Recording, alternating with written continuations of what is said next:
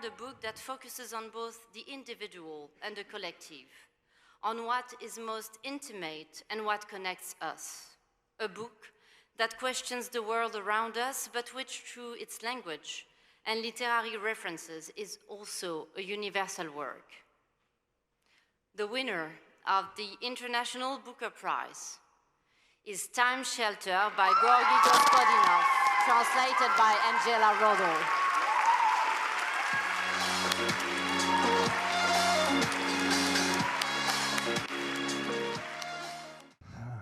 Добър ден, беше си вълнение, беше съспенс, ние научихме в последната секунда. Тази награда се дава на двама автори, съавтори. Тя се дава на автора и на преводача, на Анджела Родел и на мен и на Анджела Родел. И случиха се няколко чудеса на 23 май, в навечерието на 24 май. Първото беше, че в навечерието на най-хубавия български празник, празник на писмеността и на буквите. Аз написах книгата с 30-тината букви на български език, Анджела я преведе с 26-те букви на английски език и след това се случиха едни хубави опашки, не знам дали ме е тук. Кликъра. Да, това е една опашка в Уелс на Хей фестивал, след това в София под дъжда пред НДК имаше огромна опашка, хората стояха по чадърите, запознаваха се един с друг, това е снимка отгоре и всичко това е най-хубавото. Случи се една чиста радост и за първи път се събра общество около радостта от една книга. Искам това да отбележа и това е нещо, което се случва в България, което ме радва най-много, че тези хора се събраха около книга, която с Анджела представихме и която беше наградена там. Да. И ако може да въртим, Георги говореше за чудеса. There were many serendipitous moments. The 24th of May was only one of them. But if you could see the logo, in order to be eligible for the Booker, a book has to be published in the UK. And look at the logo of our publisher. Do you notice anything here? A big, huge ampersand. I think this is not a coincidence.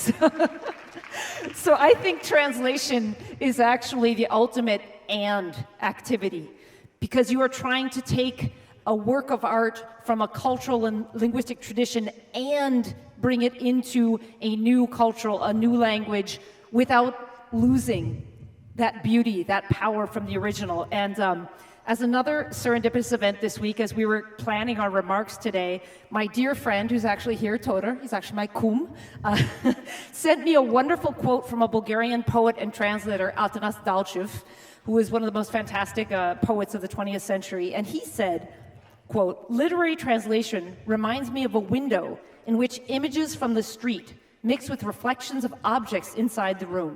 It is as much a work of the translator as of the author." And this metaphor of a room really dovetails with a lot of what's in Georgi's book.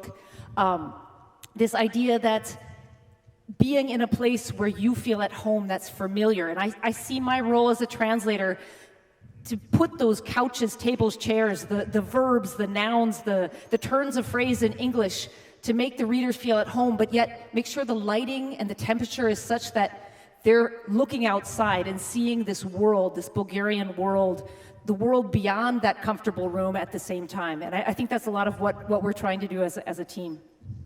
Да, можем да върнем корицата на английската книга, която спечели наградата. Виждате стаи. Тази книга това е роман за миналото и за стаите на миналото. Това, което беше важно за мен, докато писах романа, е да кажа, че личното минало е нещо нормално и връщането в личното минало е нещо нормално, но в тези стаи трябва да стоим за час-два и да не затваряме вратата, да не я заключваме отвътре.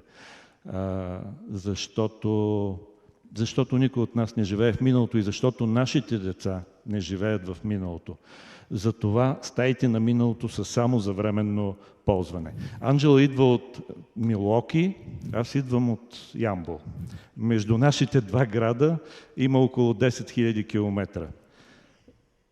нашите детства са се случили на два различни континента. Нашето минало се е случило на два различни континента.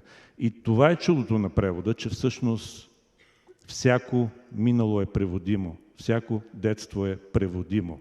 Ако преводача има сърце и ухо за детството на другия, за миналото на другия. Така че Анджела не преведе просто думите от романа, тя преведе миналото, от което този роман е направен. И това е доста трудна работа. Indeed, I will agree. It was thank you, Georgi. It was difficult in that I think Georgi comes from poetry. He began his career as a poet, a very wonderful poet, and his language has so much music, has so much rhythm in it. I think most of you know that I came to Bulgaria to study music, to study Bulgarian folk music, and I think that has really given me a foundation in being able to get inside the room of the language, of Bulgarian language. And yes, every past is very specific, very personal. We have our own history of and. I think we started working together about 15 years ago. First with short stories, essays, plays, and even an opera libretto, which was a lot of fun. I think it's been played in Bulgaria only, in Poland, but we can hope. And we worked together on your last novel, The Physics of Sorrow. So we really have had 15 years to kind of learn this rhythm, this duet. And I think what was interesting is that they sensed that at the Bukър, that we were really a team. They said, oh, you guys, you're not just working together, but you're friends. And it's really an honor for me that we live in the same town. When I was struggling with time shelter, there's so many specific things that bring the beauty of a Bulgarian reality. And I couldn't figure out what's the best way to translate. I can call up Georgi and say, hey, let's get a coffee. Let's talk about this, and we can decide, okay, are there things we're going to footnote? We don't want it to be a history textbook.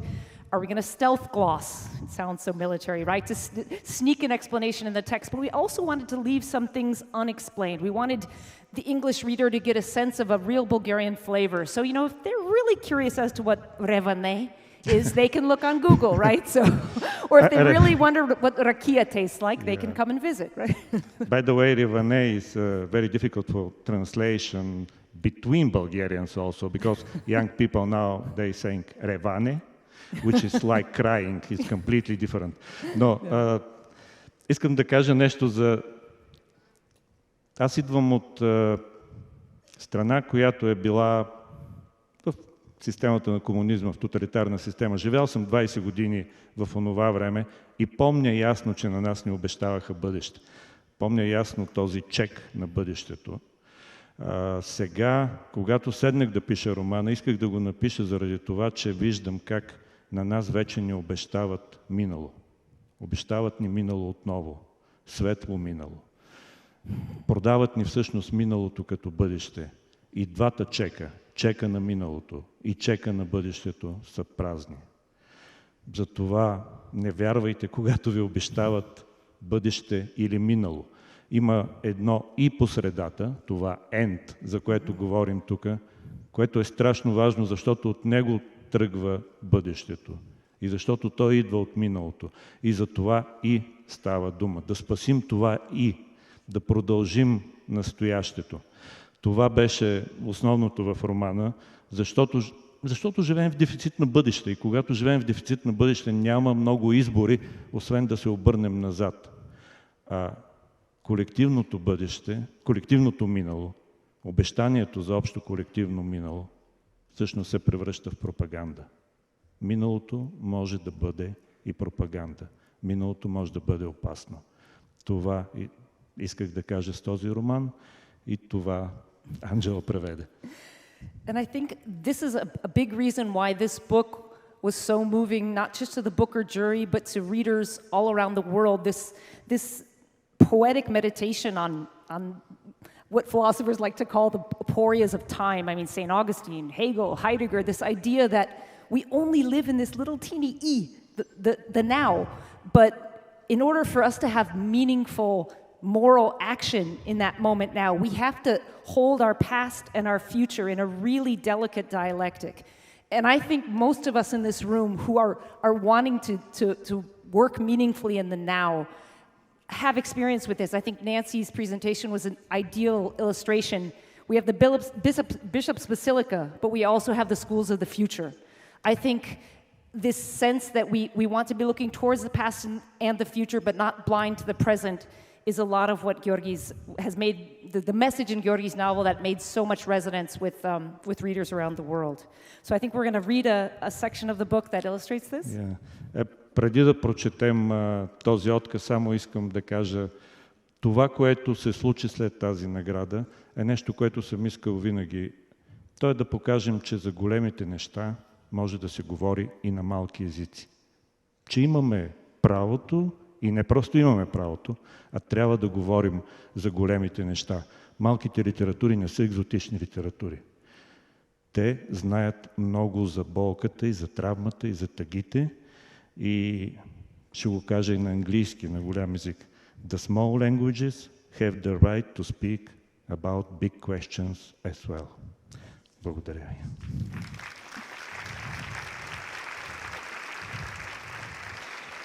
И сега ще прочетем един кратък отказ. Докато помниш, държиш миналото на страна, като да си запалил огън насред нощна гора. Наоколо са наклякали демони и вълци, зверовете на миналото. Стесняват кръга, но още не смеят да прекрачат. Алегорията е проста. Докато огънят на паметта гори, ти си господаря. Почне ли да загасва, воя ще се усилва и зверовете ще идват все по-близо. Глутницата на миналото. Колкото по-малко памет, толкова повече минало. Малко преди края времената ще се смесят, защото клетките са отворени и всички ще изпълзят навън.